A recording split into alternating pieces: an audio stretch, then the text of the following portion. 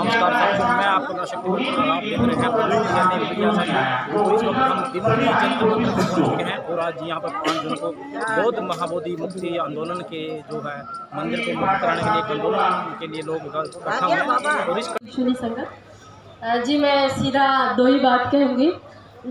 जो वीणाचार्य का केस है तो हम उसमें भागदौड़ बहुत किया है, तो ज़्यादा नहीं 5-6 दिन ही हमारे साथ बुद्ध प्रताप भत्ते जी, अस्सजी भत्ते जी और कुछ वीणाचार्य के साथ में जो लोग रहते हैं। तो मैं एक ही बात बोलूँगी कि जो ममता तिवारी उनकी जज है, जो केस चल रहा है वीणाचार्य भत्ते केस में, ममता तिवारी उनकी जज है। अभी तक उसने जो बेल रिजेक्ट किया है 29 को, तो अभी तक उसने सिग्नेचर नहीं किया है, ये बात ध्यान में रखिए। और आगे तक अभी तक कोई भी प्रोसेस नहीं हुआ है। तो आपसे मैं अनुरोध करती हूँ कि भंते वीणाचार्य को बाहर निकालिए। एक एक दिन कैसे कटता है जेल में वो उनको ही पता है, और उनके प्रति बहुत षड्यंत्र किया गया है। डीएम, सीएम और बेगूसराय के सांसद जो है तो उन्होंने षड्यंत्र किया है, तो ये भी बात सामने आई है। ममता तिवारी ने अभी तक जजमेंट भी नहीं दिया है, और वकील जो है वकील भी अपनी प्रोसेस अच्छी तरीके से नहीं कर रहा है। ऐसे लग रहा है कि वो विरोधियों के पक्ष में ऐसे लग रहा है। तो इन कोर्ट के हैं और जो गौतम सर है उनको मैं रिक्वेस्ट करूँगी कि उन्होंने भंते वीणाचार्य का जो है केस अपने हाथ में लीजिए, और 2-3 दिन में हो सकता है, क्योंकि प्रोसेस बता के लेंदी हो रहा है वो। और आप तो बोल रहे हैं कि जेल में बहुत गए, नहीं गए, जाके देखिए, रह के देखिए क्या क्या बीती है एक एक दिन, तो पता लगता है। जब हमने उनको हथकड़ी में देखा तो बहुत बुरा लगा है कि हमारा एक बौद्ध भिक्षु जो बहुत बुद्धिमान है, अभी है मतलब 10 से 15 साल उनको चिवर में हो गए हैं, और लोग बोलते हैं श्राम दे रहे है ना, तो 10 से 15 साल हो गए हैं उनको। और जब हमने देखा है तो उनको मिलने भी अच्छे ढंग से नहीं दिया जाता है। इसलिए ममता तिवारी का अभी निषेध कीजिए, क्योंकि उसने सिग्नेचर नहीं किया है। तो जो है कोर्ट का प्रोसेस आगे बढ़ नहीं रहा है, इसीलिए सुप्रीम कोर्ट के हमें जाना ही आवश्यक है। इसलिए मैं भंते वीणाचार्य की रिहाई चाहूँगी, करती हूँ कि उनको बाहर लाइए, क्योंकि जान के ऊपर भी खतरा मंडरा रहा है। बोध गया की स्थिति बहुत अत्यंत अंदर से गंभीर है। मैं बोध गया में रहती हूँ, इसलिए आपको बता रही हूँ कि हम मेन महाविहार में जा नहीं पाते हैं।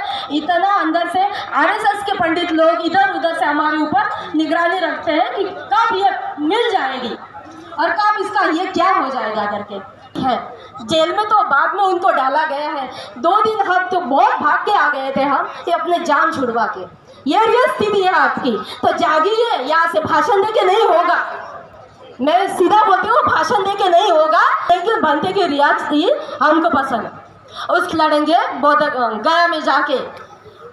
और वहाँ पे 7 महीना पंडित लोगों की वहाँ पे मीटिंग हुई है मिलिट्री को लेके। ये जो महाराष्ट्रियन लोग हैं कि हमको बाबा साहब के क्रांतिकारी लोग हैं, इसलिए उनको कैसे पीछे ये किया जाए। मुझे तो जो टिन अंदर घंटी बजाता है पंडित, उस तब भी हम सहन करके वहाँ पे रहा, ताकि हम जब आप बड़े बड़े भिक्षु है तो आप महाबोधि महाविहार के लिए नेशनल कमेटी बनेगा। तो पंडित लोगों की जब धरना चालू हो रहा था 10 फरवरी को की पूजा किया, तो हम उसका अकेले विरोध किया है अंदर। मतलब create to committee, create to action, create to team ही नहीं। और जब इंटरनेशनल चैंटिंग होती है तो मिसगाइड किया जाता है इंटरनेशनल बौद्ध लोगों को। जो वहाँ पे मतलब होटल्स वगैरह बने हैं, वहाँ पे शोषण होता है इंटरनेशनल लेवल का महिलाओं का।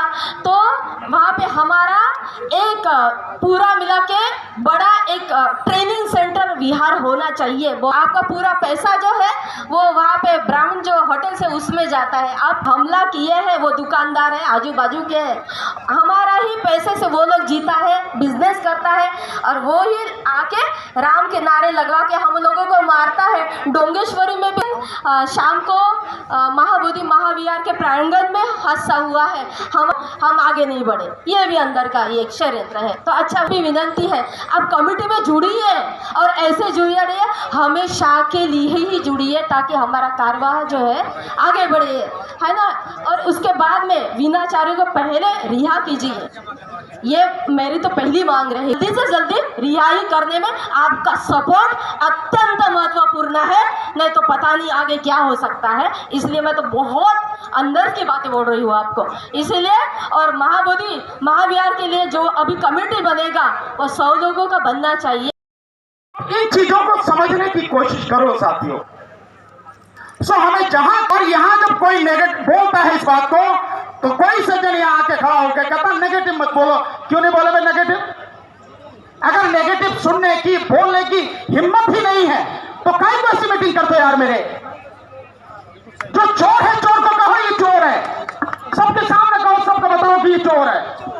और मैं ये कहता हूं कि जो आकाश लामा है वो ना तो बौद्ध भिक्षु है, ना ही वो बुद्धिस्ट है, वो चंदा इकट्ठा करने वाला व्यक्ति है। चंदा इकट्ठा किया, जेब में रखा और सबको धोखा देकर चला गया। इसे कहने में दिक्कत क्या किसी को? वो लामा नहीं है, बुद्धिस्ट नहीं, लामा नहीं है।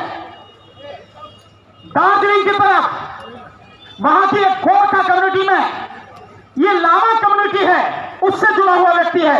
ये लामा उसका टाइटल है, इसी टाइटल है ये उसका। वो बुद्धिस्ट नहीं है और बौद्ध भिक्षु नहीं है। और जिस तरह से लोगों ने पैसा दिया, मेरे समाज के लोग भी बड़े भोले हैं, जो भगवान बुद्ध का नाम लेता उसी को झोली खोल दे। तो पहले सोच तो लो किसी को देना नहीं देना ये इस काबिल है भी कि नहीं है। अभी यह बात हुई, 3 आंदोलन हुए, ये तीसरा था जो फेल हुआ, के साथ शामिल रहे। नतीजा क्या है? 0, सिर्फ नतीजा है। और सारे के सारे बिके, सारे के सारे। कोई विकास जाके बना, अब उसका माइनॉरिटी कमीशन का जो चेयरमैन बन गया। मतलब कुछ ना कुछ जब कुछ हुआ, पैसा और पद इसी के लालच होके खाओगे भाई मेरे। किसका साथ देना चाहिए, किसका नहीं देना चाहिए, किसको खड़ा होना जाना चाहिए, किसको नहीं, नेतृत्व देना चाहिए। आप इस चीज को समझते क्यों नहीं हो भाई? और अभी यहां अदालत की बात आई, बड़े यार बहुत ही ज्यादा भोले आदमी कह रहे चीफ जस्टिस बुद्धिस्ट है। अगर चीफ जस्टिस बुद्धिस्ट है तो चीफ जस्टिस को अपने आप सू मोटे एक्शन लेते हुए, संविधान में पूरी पावर है, अपने पास इसका मुकदमा लेके और इसे डिसमिस करके खत्म कर देना चाहिए। क्योंकि ये संविधान में दिए गए मूल अधिकारों का अनुच्छेद 25 से लेकर 28 के बीच का सीधा सीधा उल्लंघन है। क्यों नहीं किया? अगर वो बुद्धिस्ट है तो उसे इतना मालूम नहीं है? कितने भोले आदमी हो आप लोग।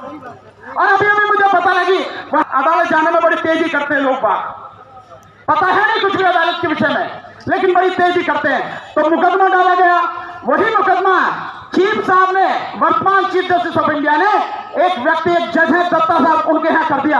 अगर वो बुद्धिस्ट है तो अपने पास ही क्यों नहीं रखा? डिसाइड कर देते ना भाई, क्या दिक्कत थी यार? इन सब बातों से बाहर निकलो। काहे को मतलब क्यों आंख मिच के किसी पे विश्वास कर लेते हो? कोई तुम्हारा नहीं है, इस बात को समझो।